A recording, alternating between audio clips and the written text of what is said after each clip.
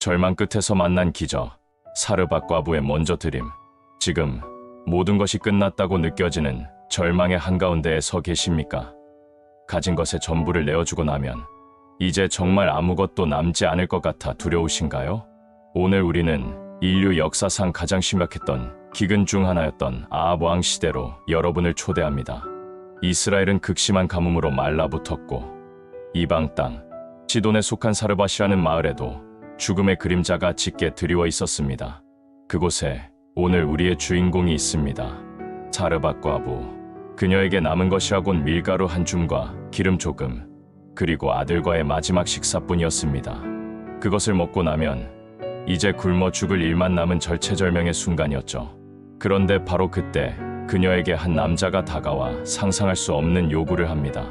그 남은 것으로 나를 위하여 먼저 작은 떡 하나를 만들어 내게로 가져오고 그 후에 너와 내 아들을 위하여 만들라.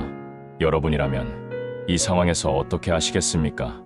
죽음 앞에서 가진 것 전부를 낯선 이에게 먼저 내어줄 수 있을까요? 오늘 이 과부의 이야기 속에서 우리는 하나님의 기적이 작동하는 놀라운 원리를 발견하게 될 것입니다. 때는 북이스라엘의 가장 악한 왕 아합이 다스리던 시절이었습니다.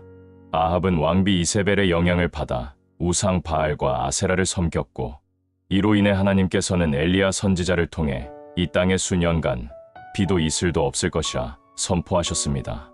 가뭄이 시작되고 엘리야 역시 하나님의 명령에 따라 그릿 시냇가에서 숨어 지내며 까마귀가 날라다 주는 떡과 고기를 먹었습니다. 하지만 시간이 지나자 시냇물은 말라버렸습니다. 하나님께서는 이제 엘리야에게 다음 행선지를 알려주십니다. 너는 일어나 시돈에 속한 사르밧으로 가서 거기 머물라. 내가 그곳 과부에게 명령하여 내게 음식을 주게 하였느니라. 시돈은 바알 숭배의 본산지이며 사르밧 과부는 이방인이었습니다.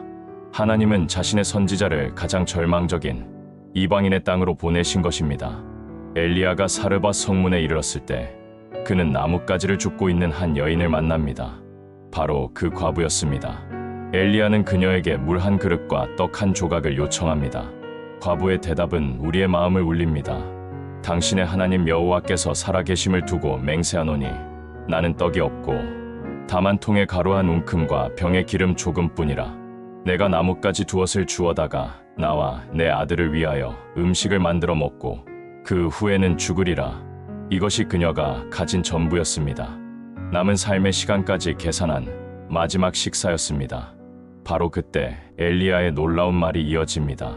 두려워하지 말고 가서 내 말대로 하려니와 먼저 그것으로 나를 위하여 작은 떡 하나를 만들어 내게로 가져오고 그 후에 너와 내 아들을 위하여 만들라. 여러분은 이 말에서 무엇을 느끼십니까? 생명이 달린 마지막 양식을 자신을 위해 먼저 달라는 이 요구는 인간적으로는 터무니없고 잔인하게 들릴 수 있습니다. 하지만 이 요구 뒤에는 하나님의 약속이 숨어 있었습니다. 이스라엘의 하나님 여호와의 말씀이 나 여호와가 비를 지면에 내리는 날까지 그 통에 가루가 떨어지지 아니하고 그 병에 기름이 없어지지 아니하리라 하셨느니라. 그리고 그 과부는 기적적으로 엘리야의 말대로 순종했습니다. 이방 여인인 그녀는 이스라엘의 하나님에 대한 믿음이 없었을지라도 엘리야가 전한 말씀의 권위를 받아들였습니다. 그 결과는 어떠했을까요? 그가 가서 엘리야의 말대로 하였더니 그와 엘리야와 그의 식구가 여러 날 먹었으나 여호와께서 엘리야를 통하여 하신 말씀같이 통에 가루가 떨어지지 아니하고 병에 기름이 없어지지 아니하니라. 마지막 한 끼는 마르지 않는 기적의 양식이 되었습니다. 이 사르밧 과부의 기적 이야기는 우리에게 세 가지 중요한 영적 교훈을 전해줍니다. 첫째, 하나님의 공급은 논리를 초월한 먼저 드리는 믿음에서 시작됩니다. 과부의 상식으로는 마지막 남은 것을 드리면 당연히 굶어 죽는 것이 맞습니다. 그러나 하나님은 우리의 논리가 아닌 말씀에 대한 순종을 요구하십니다. 이 과부에게 먼저 드리라는 것은 하나님께서 이 모든 상황을 주관하고 계심을 전적으로 신뢰하라는 믿음의 시험대였습니다. 그녀가 자신의 마지막을 드렸을 때 하나님은 그것을 영원히 마르지 않는 샘으로 바꾸셨습니다. 우리에게 가장 아깝고 가장 절박한 한 줌을 먼저 드릴 때 비로소 하나님의 무한한 공급이 시작됩니다. 둘째, 하나님은 우리를 훈련시키기 위해 절망의 땅으로 보내십니다. 하나님은 엘리야를 이스라엘의 부자가 아닌 이방 땅의 가장 가난하고 절망적인 과부에게 보내셨습니다. 이 과부의 가정을 통해 엘리야는 오직 하나님의 능력만이 생명을 살릴 수 있음을 깊이 깨달았고, 과부 역시 그 기적을 눈으로 보며 이스라엘의 하나님이 참 하나님이심을 고백했습니다.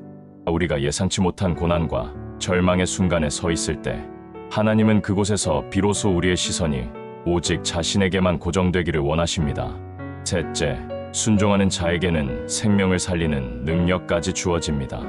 이야기는 여기서 끝나지 않습니다. 양식이 풍족해진 후 과부의 아들이 병들어 죽는 또 하나의 절망이 찾아옵니다.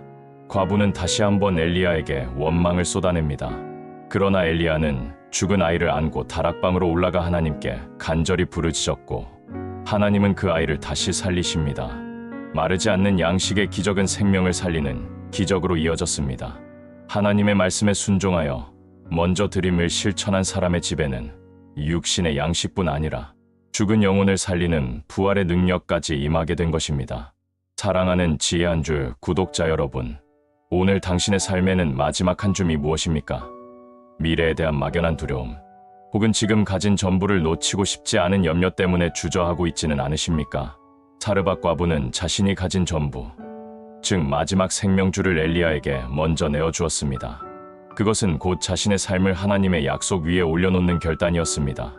우리에게 넉넉함이 생겼을 때가 아니라 가장 부족할 때, 가장 힘들 때 우리의 믿음을 보시기를 원하십니다. 당신의 절망이 깊을수록, 당신의 가진 것이 적을수록 그 작은 한 줌을 먼저 주님께 드려보십시오. 우리의 논리와 상식을 넘어 하나님의 무한한 공급을 경험하십시오. 그리하여 여러분의 삶이 마르지 않는 기적의 통로가 되고 죽어가는 영혼을 살리는 하나님의 능력의 통로가 되기를 간절히 축원합니다. 작은 순종이 마르지 않는 기적을 낳고 죽음마저 생명으로 바꾼다는 말씀이었습니다. 다음 주에도 하나님의 지혜 한 줄로 여러분의 삶을 밝히겠습니다. 감사합니다.